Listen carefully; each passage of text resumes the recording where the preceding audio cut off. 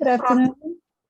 I'm Christine Belle, and on behalf of the Afro-American Historical Association of Fauquier County, I thank you for your support and welcome you to this, our 13th, in a series of conversations with family historians and others who will share their genealogy research or provide information related to local African-American history. Our mission at AAHA is to collect, document, preserve, and share U.S. history with a focus on African-Americans here in Fauquier County. Hopefully, these Tuesday Zoom presentations will prompt you to visit our website at aahaforcare.org.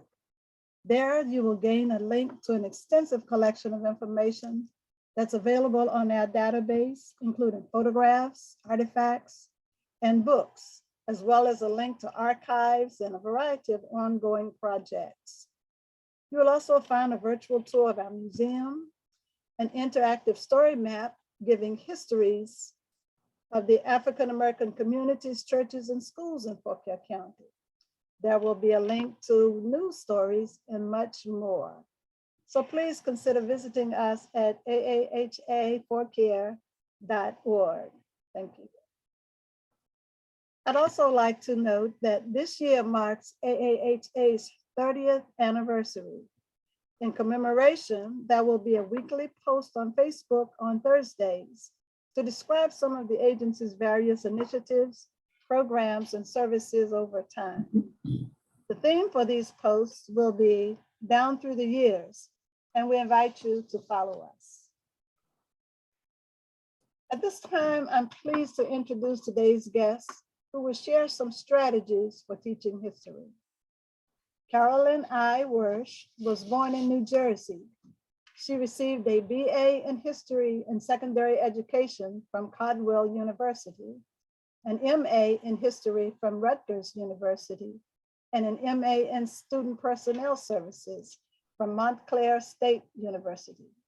She's a retired educator with upwards of 30 years of experience.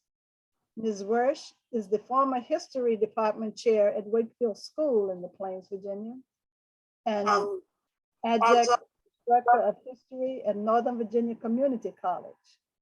She has participated in numerous workshops throughout the US and other parts of the world.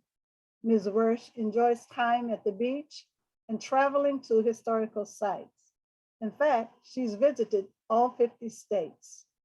Spending time with friends and family, including 6 grandchildren, give her a special joy.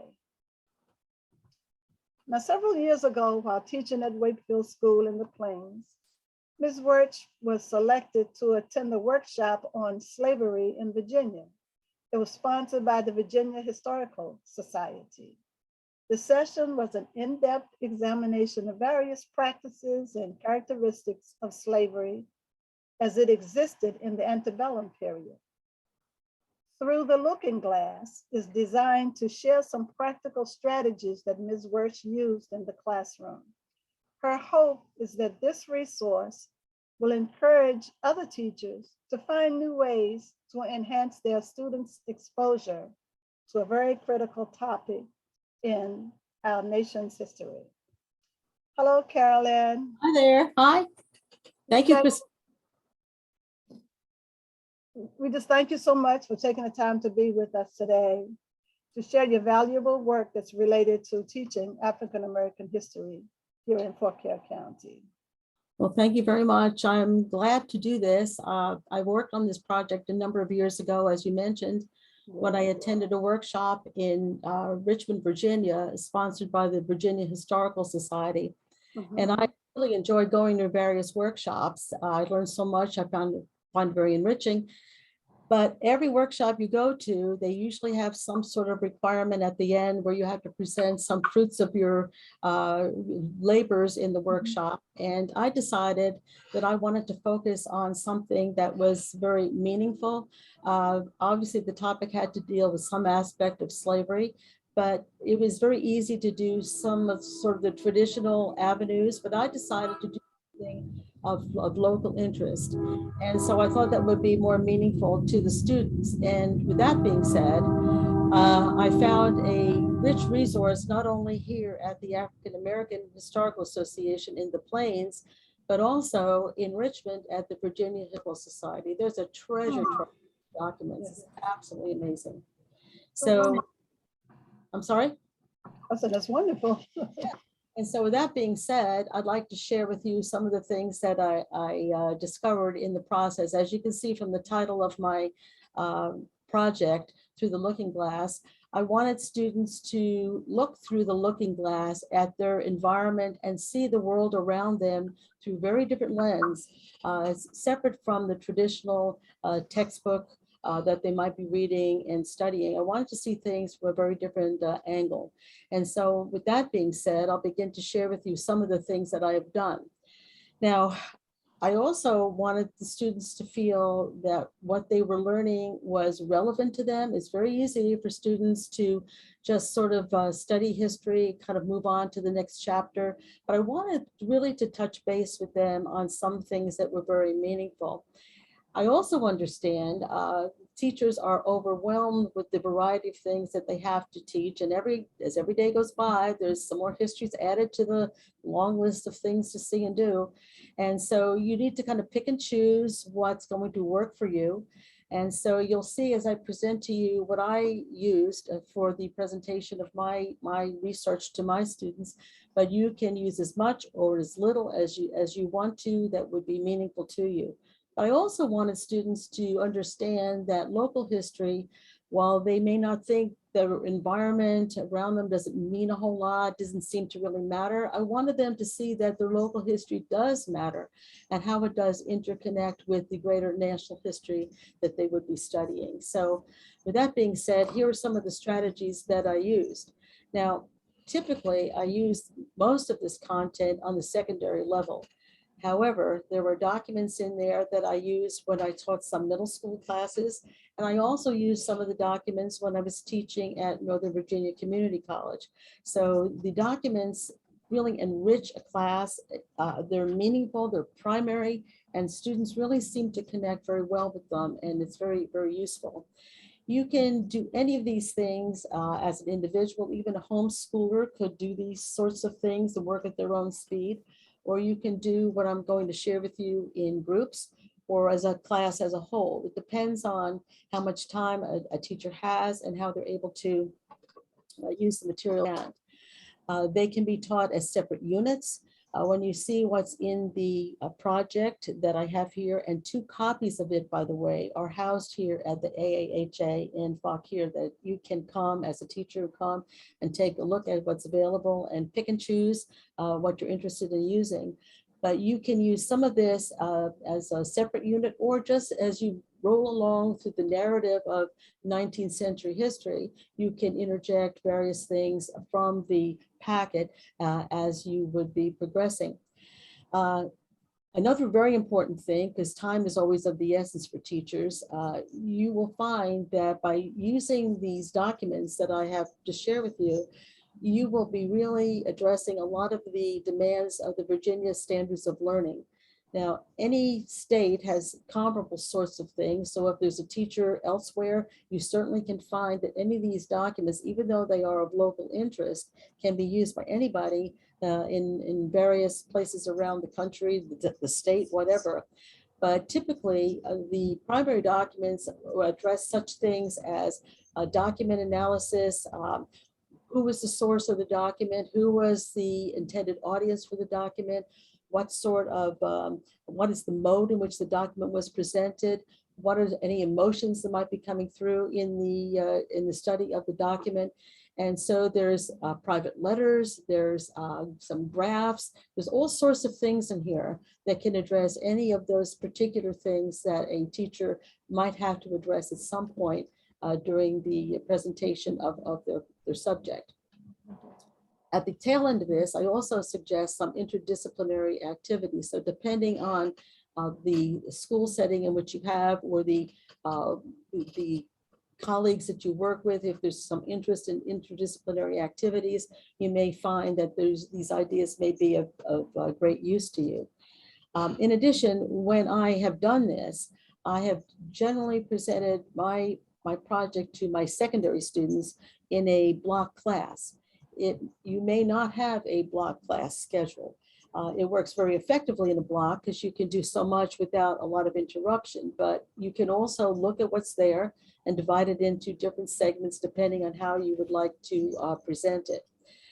I also use you'll see in the packet, which I have displayed right here, in the front of the packet is a Mosby Heritage map that is very effective for what I'm about to share with you. And typically I would put it up onto a magnetic board, and the students, when they have the opportunity, they would come up and examine the map at a closer range, and it's very large as it unfolds.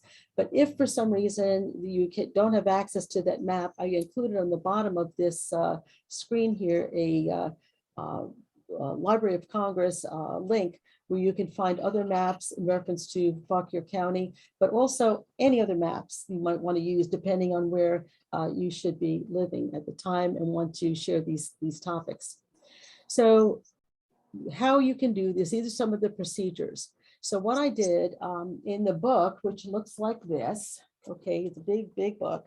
I had divided the book into 3 areas. The first area is including documents up into 1840. The second one is include through the 1840s. The second one goes from 1850 to 1860.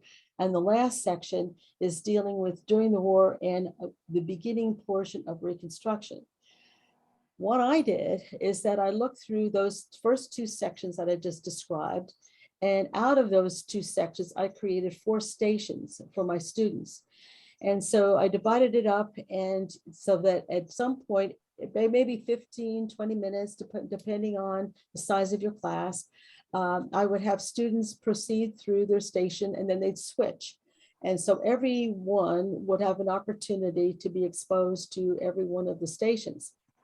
Now, in order to make this work better, I had pulled out the documents that I wanted them to examine, and I put them into folders. And each folder, at the beginning of the folder, had a list of questions that they were supposed to focus in on as they were examining those particular documents, so it would make a lot more sense to them, because sometimes they looked at it, they had no idea what they were supposed to be looking for. So it would be great if one student in each group could take some notes and observations as they sort of answered the questions, if they sort of penciled them in, because at the very end, it would be great if each group could share their findings, and they could do it as a class as well, to see if they all concurred on the various things or any questions that they might have during the process of examining these documents. So let me show you some samplings of what I've done. So in the first station, as I described before, students would take a look at a local historical map. And on the map, in this case, I was teaching at the time at Wakefield School, which is in the Plains. And so this is a map of 19th century Fauquier County. And they were able to find the location of the school on that map, and kind of scan around and look to see, well, if there's some things that are sort of still the same, some roads, et cetera, that might be somewhat familiar to them. But then I also asked them to look for some specific locations. So they had no idea why they were looking for these things, but as they would move through the various stations, they would begin to understand why they were looking for Belle Grove or Oakwood or Gordonsdale. And so back in those times, of course, the population was a lot smaller than it is now, and there were massive plantations, and these plantations had names. And so these names actually made it onto these maps. I also would want them to take a look at the Fauquier County timeline. Now, in the book, I have included also a version of this timeline that has, around the year 2000, some of my students and I had worked on this timeline of the national history and how it interconnected with local Fauquier history. Once again, this was giving students a chance to sort of connect the dots between what they're learning in the larger history textbook and what they are experiencing or learning about in their environs. And so this is also included in the book. And so on this, one of the things that is included is also an 1860 census in this Station 1 packet, and is also mentioned on the timeline as well. So these are the things that I have selected to show you in reference to Station 1 that students would be exposed to. So, and of course, they would record their observations. So this is an example of Belgrove, and unlike some of the others, this gives you a little hint. This place still stands and is existing on Route 17 in Delaplane, almost near Paris, where the intersection of 17 and 50 does occur. And as you can see, this estate was given to a fellow by the name of John Edmonds back in the start of the 18th century. And so as we move through, you'll see that in the subsequent stations that I will share with you, one of his descendants was a woman by the name of Amanda her nickname T. Edmonds, who was a prolific journalist. And she recorded lots of interesting information, which I'll share with you shortly, in reference to the temperament of the times in which she was living in Fauquier County and the issue of slavery. In addition, this is the copy of the census for Fauquier County, and students just are really amazed when they look at this. And I'm sharing with you here, noticing here, as you well know, the census is done every 10 years. And here you can see, of course, that if you really examine it, the number of free Negroes added to those who were enslaved exceeds the number of white population that existed in the county, which is also very telling about some of the attitudes in local correspondence that are included in this packet that I'm sharing with you. And then students go, well, what happened here? So students, you begin to raise questions, and they see, of course, we know that after the Civil War, with the freeing of the slaves, things shifted. And many of these people, they obviously became free, but the population begins to become, well, what happened? Why is it so different?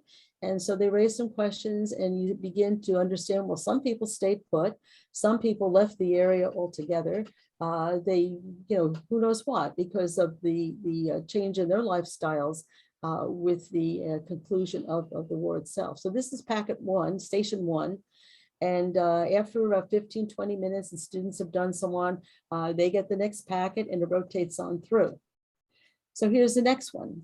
So in this collection, Station 2, there is a work that's housed here at the AAHA, but you could also get it online, I understand, where this woman whose name was Jane Purcell Guild, who had actually taken the time to go through all of the laws in Virginia and pull out from them all the laws that pertain to Black population. And so you will see a couple of these interspersed in some of the stations that I have, which are very meaningful and give students a very interesting window into some of the things that are occurring in the antebellum period and where those who were enslaved. And so they will be able to draw parallels between the Virginia laws that they're reading and also some of the national issues that are occurring simultaneously as well. In this collection, in this station, I came across a inventory of an estate, and they will be examining the estate inventory, and most specifically, they will critique this inventory and draw conclusions in reference to the institution of slavery as it existed. So let me show you some of the things that I have here now in Station 2.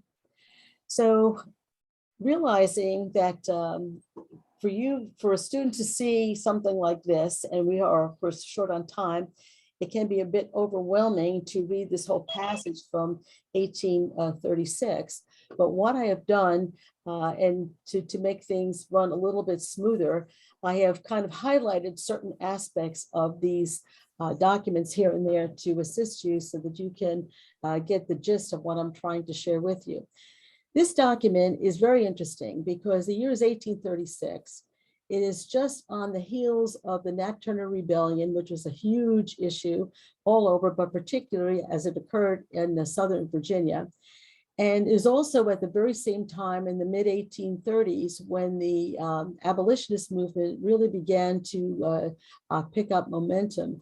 It is a time in which, among others, William Lloyd Garrison and his Liberator newspaper was being published. And this, of course, began to stir lots of agitation in various parts of the South. So this document, students, when they read it in the previous version without it having been yellowed in here, students will see that there's also basically going to be censorship of the males. They're very fearful about any of these documents coming down into the South that might in certain way stir up anti-slavery feelings. They even call them evil disposed persons who might be trying to aggravate things.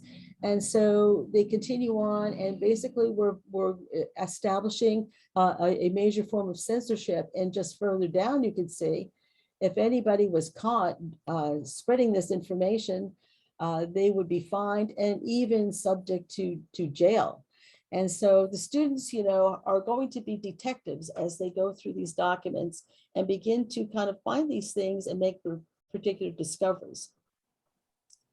In the next document here, this is a sampling. The whole estate inventory is actually in the larger project that I have here, but I pulled this out just to make things a little bit simpler. Chandler Peyton died in 1827. The name Peyton is very common in this county. And the estate was his will was actually finally revealed in 1831. And so I pulled out this one portion of it. His estate was being divvied up amongst his descendants, his wife, and various children. And so in this estate excerpt here, you can see not only did he have household goods and land, but he also had people who were enslaved. And a amount of money was assigned to these people depending on who they were, the age, etc. And the total value for the son, Richard Peyton, of what he inherited amongst the slaves was $1,300. I included a little note for our benefit down the bottom here, is that with a little asterisk you see that in the estate, all of the siblings of Richard Peyton were supposed to receive the equivalent amount of about $1,300.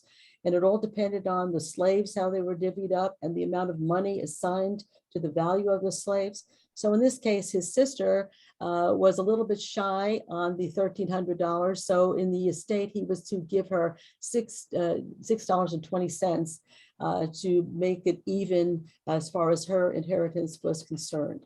So this would be something that raised lots of questions with students. They didn't even know what an estate inventory was, and all sorts of questions evolved from this conversation. Moving on to Station 3. Students will examine a variety of documents, and they'll also determine the legal status of individuals along racial lines. So I have a number of really interesting documents for that. Discuss the hiring practices that were used for slaves. Make observations about the 1850 Fauquier County slave schedule. They'll also take another look at the Black laws of Virginia and see how they might correspond in some way to 1850. And also I have included an insurance table from the Richmond Fire Association, and they'll examine that. So let me show you what I was doing here. Now, don't get in by this, but this is the original document, and I'd like to show this to students simply because it's very powerful to see a handwritten document. But the big problem is that many students can't even read cursive these days. So what I would have done, I would have flashed this up on the screen, on the big screen, and explained it to them. Or for your purposes, I made it a little bit easier. I transcribed all of that and tried to use a script that looked something like handwriting. But this was something that really kind of surprised the students who really didn't know a lot about these things. And the interesting thing is that this woman, Jenney John, she was 62 years of age, according to this. And she happened to be what you call a mulatto of mixed race. Her mother, we learn, was white. Her father was Black. And that was not the norm, but as you can see, it did happen back in those times. Usually it was sort of the reverse. But for some reason, Jenney John had to prove her identity. So her complexion was a woman of color, but she had to verify that her mother, Betty John, who was at that time in the poorhouse of Fauquier County, they had to prove that she was actually a white woman. And so it turns out many students were very surprised to learn that whatever your mother was, whatever race your mother was, that's what you were. So in this case, Jenney John, if she couldn't prove that she was actually the daughter of a white woman, could have easily gone into slavery. African Americans here had to carry passes. Even free Blacks had to carry passes to prove who they were and what their identity was. So that was a pretty traumatic thing. Here's another document about the hiring of contract practices. And again, handwritten, but this is the translation. Typically, the end of December, January is where many people who were enslaved would be hired out. And so if you didn't need the services of all of your slaves at any one time, or some of your slaves might have a particular skill and somebody else needed somebody with that skill, you would engage in a contract to hire someone out. So in this case, this was done. And you can see that they hired out for $30 this Negro girl named Peggy, and they gave her clothing and so on for her performances of whatever she was supposed to. And this was a legal deal that was made, like a receipt for this action. There's another one. And I'd like to include this one because the name that you'll see here, received of Chappelear, his name pops up in a number of other things that I'm about to share with you. So $25 was to be this amount that was due for his bond to someone else for the hire of her servant Peter for the present year. So notice these dates that I'm sharing with you are usually the end of December and the beginning of January when this sort of transformation takes place. Here's another one that I thought was also very interesting too. Again, the handwriting is something which, I can read, but students are pretty much overwhelmed by this. Once in a while you get a student who knows cursive and that's great, but that's not the norm these days. So this is another one, and where you have the hiring out being done, organized on the 25th day of December in 1842, and where this girl, Eliza, and her son, boy Charles, perhaps that is her son, were being hired out and given a blanket and cloth in this time period. So this is where we see this sort of activity taking place. And the students are pretty much very impressed by seeing this. By the way, the name Fletcher is also a local person who some of his documents do appear in the packet. This document is really, really interesting. And I show this to students, and you're seeing the slave schedule printed in 1850. And if you scroll down here, you'll see the name of Benjamin Chappelear, who was the slave owner. These page numbers have also been in some dispute here, some confusion about them, but they basically are page numbers in the larger slave schedule book. But let me show you a couple of things. Students can kind of pretty much go, all right, they had one slave who was 30 years of age. Okay, he was a male, he was Black, all right. And then they get confused. Well, what does this mean? And so that again would mean that a person is of mixed race, a mulatto. And so that, okay. And so then if they say, well, I tell them, look a little closer. What else do you see? And they look and say, what does that mean? Then look down here and they see this thing that says 10, 12. What does that mean? Oh, well, that's a 10-month-old baby who is now enslaved. Look up here. There's a 3-month-old baby that has been enslaved. And they just kind of sit back and digest that fact, that reality. So that's a very powerful document in itself. Moving on again to our Black laws of Virginia, and to expedite things here, I included some marked out things that will be useful to you. This document is really important in that the year is 1850, and it's on the heels of the end of the Mexican War. And in 1847, before the war was over, there was a representative from Pennsylvania, David Wilmot, who wanted a proviso or an addition attached to the declaration of war. And he could see how things were in essence going, that if his intention is that if the war is concluded and new land has come to the United States as a result of the Mexican War, that there would be no slavery in those areas. Well, of course, this did not sit well with people in the South because they were very concerned about the imbalance that would happen, particularly in the Senate.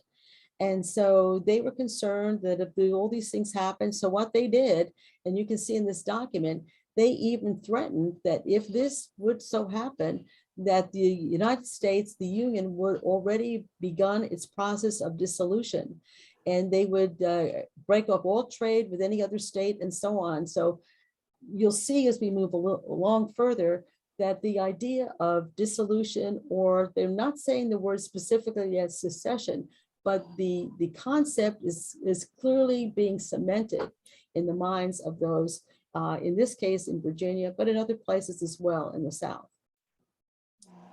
This is another interesting document. Why are we looking at this? They say, well, here's a document from the Richmond Fire Association. And this slave owner might put insurance, pay for insurance on his slaves for the course of 1 year.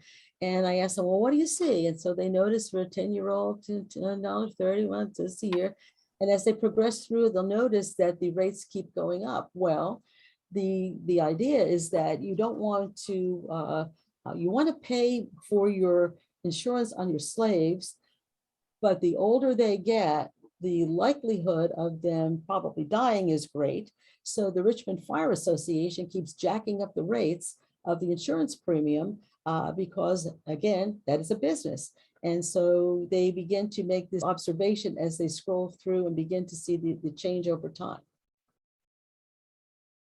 In Station 4, I've included some things that are journals, death registers, and broadsides. Broadsides was an old name for posters. And so they will take a look into some of the personal lives of some of the area residents, and they're going to see some journal transcriptions. They'll be able to make some conclusions or draw some conclusions between the Fauquier County death registers and journal entries.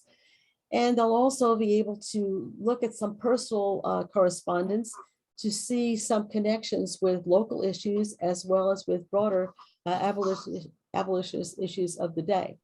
So let me show you what I got. So here's that name again, Benjamin Chappelear. And in the death register are listed, he's a slave female, no name, date of death, November of 1854, died of typhoid fever, and so on. He has another one, slave female, 1854, typhoid fever, and so on. And so he's listed 4 of them here in this are listed for Chappelear. Well, in my discovery at the Virginia Historical Society, I was able to find a transcription of Chappelear's journals. And so one of the descendants of this man was very gracious to go through all of his journals and transcribe them as we see here. And so for our purposes, I kind of, again, highlighted a certain area. Some of this, like, basically he's talking about how the weather is, about the planting and this and that occurs. But down further towards the bottom, this is one of those eureka moments that I had when I was doing my research, is where Benjamin Chappelear begins to describe the 1st of November, well, Charity died, and then her daughter Melvina died 3 days later, and then her son died, all of typhoid fever, going on and on. And so with that being said, what has just happened is that with my assistant here with Karen White at AAHA, we were able to discern that those people who were just listed previously in the death register with no name now had names. And this is just a really exciting observation that we were able to make. So that was pretty cool. Now, here's a handwritten letter. And so notice up here, the letter was written from a place called Oakwood, which was one of the places that students were asked to identify on the map. So again, hard to read. I'm just showing you what I have. The letter is very, very long. And so what I did, I kind of, again, transcribed it. It starts out very personal. talks about they're visiting over Gordonsdale, which is another place I had asked students to kind of find on the map. But the concern here, always talking a little bit about Cousin Henry and kind of little personal things and interspersed about Christmas. But the big issue in this 1856 letter was that there was a threat of an insurrection amongst the slaves, not only here, but in neighboring Prince William County. And as I highlighted here, showing you again in the highlighted yellow version, where the people who were the whites in the area, the slave owners in the area, were prepared for anything. Guns were loaded. They had groups of patrollers who traveled about, and they were ready for anything that was about to happen. And so tensions were clearly getting high here in the mid-1850s. This is another one. The case in Prince William stands alone. Its circumstances are peculiar. Further investigation is developed, and so on and so forth. And I said, I hope that should the thing continue to be mooted both by the papers against censorship and the people's bad notions may be taken or put into their heads. They're really afraid that something major is going to happen. So this is 1856, and we who know the larger history, we sort of know what's going to happen down the road. Things are getting pretty tense. So we also see a couple years later, in November of 1859, these are the broadsides that were being posted about. And so Thomas Green was the mayor in Warrenton, and you should remember at this time that Harper's Ferry was still a part of Virginia. And so in this area, there was a group called the Warrenton Rifles, which was part of the state militia. And they were getting all ready to go up there to deal with the issues that were at hand. The trial of John Brown was happening, and as a result of it, his execution was scheduled for December 2nd. So you can see that everybody around here seems to be pretty much on edge because nobody knows what's going to happen. This is another proclamation in the same issue, which you can see posted here as well. And so Thomas Green's name is also added to that, but really looking for any possible strangers, anyone who might infiltrate, might stir things up. So everybody in the area was pretty much on edge, not knowing exactly what was going to happen. Well, this is the gal that I mentioned to you in the beginning. Her name, she was 19 years old around this time. She was a prolific journal keeper. She lived at Belgrove. She was writing about many, many different things over a period of time, even during the course of the war itself. But in this, and I had a hard time trying to highlight a lot of this because this was taken from microfilm, but I put some brackets which you can sort of see here, but she is basically talking about her, this is the day after the execution of John Brown. And just briefly share with you, he was taken down. They cut his throat, boxed him up, and sent his remains to his wife to take to the north for burial. He was attended to the scaffold by 1,500 soldiers, many of whom would be coming from here. 3 splendid bands. Oh, what an awfully sublime, glorious, charmed scene. I almost wish I was a man so that I could have been there to look upon it. So I think you get a pretty good sense about her attitude at this point. Now, in addition to that, I have some additional activities, and I don't know if there's any questions coming in at this point that are dealing with the first portion of this or not, but do I have a question? But at this point, we only have a comment in the chat room. And, okay. It comes from Ms. LaRue. Okay. Yes, I'm also interested in free Blacks too, since there are so many from the late 1700s. So right. That was her comment. And if anyone has any questions, we do have time for a couple, if you'll submit them, and then we'll have Carolyn address them. Okay, I know there's an awful lot here, so I'm trying to get through it in a short amount of time, so bear with me. Should I continue? Yes, please. Okay. All right, so in this next segment here, now this information deals with the latter third of the major project. And this deals during the Civil War and the beginning portion of Reconstruction. And similarly, you can do this by class or individual, however you want to do it. But obviously the students would have some sense of the flow of history from their traditional textbook. But they also should realize that so much of the activities in reference to the war were fought in this area in which we are currently living. And so they can begin to kind of connect the dots again to local history and national history. And so that being said, when they would get at the conclusion of this, they might have a flashback technique. They might think in terms of how they could trace some of the issues in reference to Fauquier County. That would be useful. And so that being said, let me show you some of the things that I came up with. You will look at the political situation in 1860, especially the idea of secession. Take another close look at the Black laws that will be reviewed.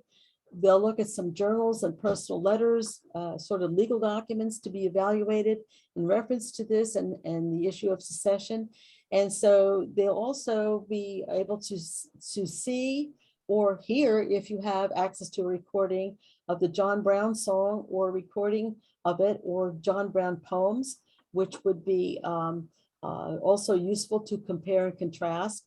And about the changing attitudes towards the war effort, especially in this area, as some who are keeping journals are being clearly impacted by the events of the war that are surrounding them. And so this would be important. So in 1861, the state of Virginia, Commonwealth of Virginia, decided that after the attack at Fort Sumter, that they felt compelled to join the Confederacy, and as they did so on April 17th, 1861. And so when I was teaching about secession, I think it's also important that students realize that it just didn't happen over simply, around the time of the war itself, that it actually was something brewing, even going back to looking at the Constitutional Convention, the idea of this tug of war between slave states and the free states. And even in our time still today, we still have this tug of war between states issues versus national issues. So that's good for discussion. I came across this photo of John Quincy Moore, and the students could do some research. There's more on him in my project.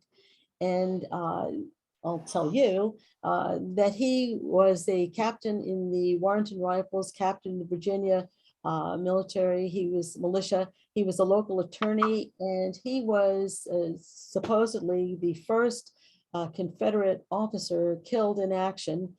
And it was over around Fairfax Courthouse. And so he became quite a local legend. And this is rather traumatic for someone of his stature and recognition in the community to die like this. And a big ceremony followed with his burial in the Warrenton Cemetery. Here's a copy of the John Brown poems, which are clearly, ones that are praising the death of John Brown and so pleased upon his passage, which they, of course, can compare with the John Brown song, which was sung to the tune of the Battle Hymn of the Republic. And so you can compare and contrast those 2 points of view very easily. The students enjoyed that sort of activity. Here's another document in its handwritten form, and this was one that was a document that came from another large slave owner in Fauquier County, Ishram Keith. He had a huge plantation, and in this inscription, now this is 1862, this is handwriting, but this is the transcription of it. He's listing his losses in 1862. 160 bushels of rye, 2 young Negro men under 30 years of age, 1 woman under 20 years of age, further down 10 tons of hay. I mean, assigning monetary value to all these things, commodities, to include human beings that were enslaved, just kind of putting them into that same category along with these other basic commodities. So that's pretty startling to some as well to see that insensitivity. Here again is Benjamin Chappelear and his another one of his transcribed journal entries talking about the weather and so on. But you'll notice in here, I highlighted a couple of things. talking about how the Yankees were in the neighborhood and they've done some not too much harm yet. They're in Salem now. Salem is the old name for the town of Marshall. And so a great many Black men and some women and children have run away to the Yankees and so on and so forth. You get down further, many Negroes gone to the Yankees, 13 of mine, 7 men, 4 women, 2 boys gone, 2 more, Jim from Rappahannock and Bill went on August the 19th. So these people who are owning slaves in this area are clearly being already impacted by the war efforts. And this is long before the Emancipation Proclamation and all that we know will follow in time. This is another entry from Amanda Edmonds, which I think is also very, very interesting. And in this, she's discussing, this is in April of 1865, the death of Abraham Lincoln.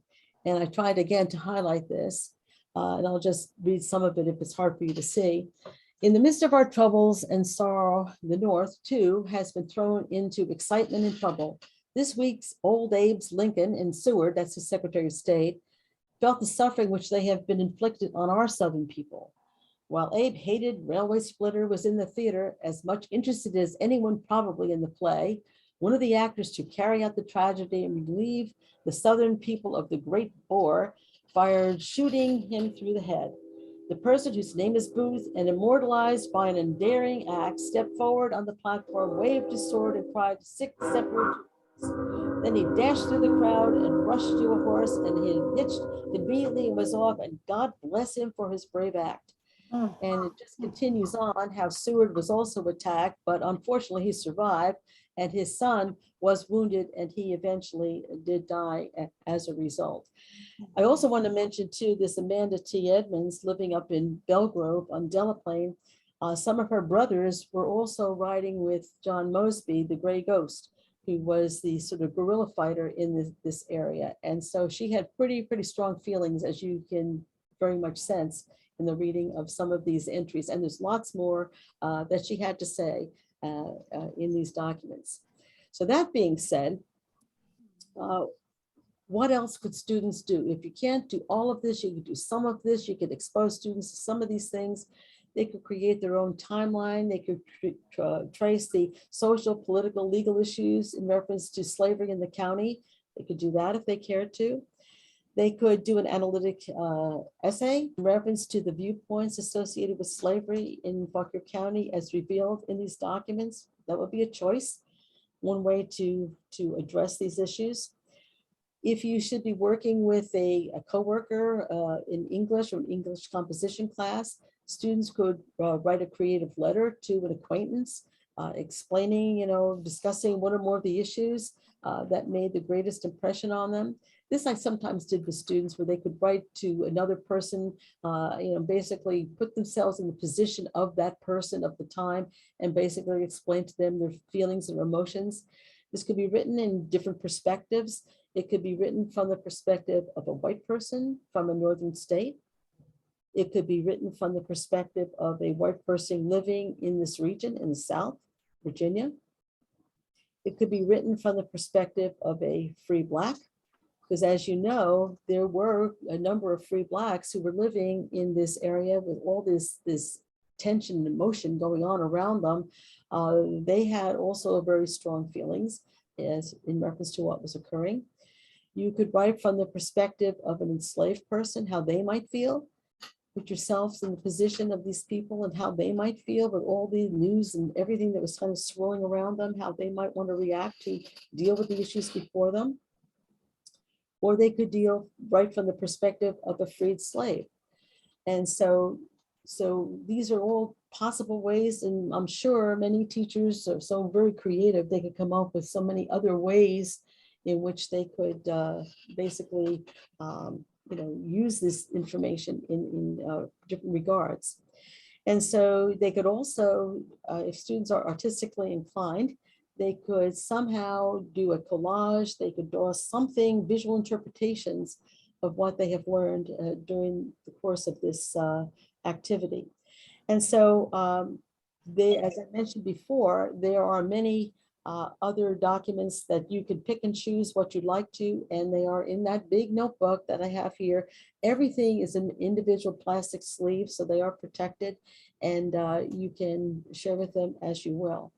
And what I did want to also share with you, and it's included, so you know where I got my information from.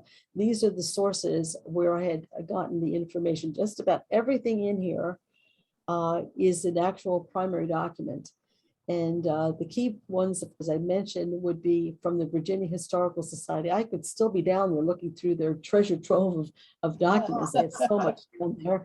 And also at the AAHA, the things that they have here, and some other books that are housed here. Like, for instance, this one I mentioned earlier about the Black Laws of Virginia. It's housed here as well, too. So this is what I'd like to share with you. And if anyone has any questions or observations, I'm certainly open to them. Well, in the meantime, thank you so much, Carolyn, for this awesome presentation. I wrote a few notes here. That, it's an easy guide to students to understand not only intellectually, but visually with your translation. That was a lot of work, you know, from cursive to print form. And the presentation is just thorough. It's detailed and enriched with historical context. And it's all related to local and national history. Yes. And if I were a student, I would be impressed with the idea of having the information about people who are local and places that are local. That way I'd be able to relate much better or easier. So well, that was the idea. And, you know, through the looking glass, I wanted them to examine, like detectives, look through yes. Their environment through different lens and discover new things. And that's the fun part of studying history, and makes it much more meaningful when you can do these sorts of activities. Yeah, thank you. Thank you. So far, we don't have any other questions in the chat room. But again, I want to thank you so much for sharing this valuable information. Well, you're very welcome. And anyone has any questions down the road, you can contact AAHA, and I would certainly be happy to answer any questions or be of any help to you. And there's just so many different ways you can do things. So it's up to you. Okay. Well, we thank you again. We thank you so much. You're very welcome. Such a unique teaching tool as far as I can tell. I hope somebody uses it. We thank you again. We truly do. You're very welcome. And I also want to take this time to thank our viewers for coming to visit us. And again, as Carolyn said, you can feel free to visit us here at AAHA to take a look at the actual book that she put together through the looking glass. Take your time and read it. It's a true treasure. It really is a local treasure. So again, thank you for visiting us. And on our next virtual event, on Tuesday, July 26th from 1 to 2 p.m., yours truly will be reading stories from Forcare's own Stanley Brown from his blog called Growing Up Colored.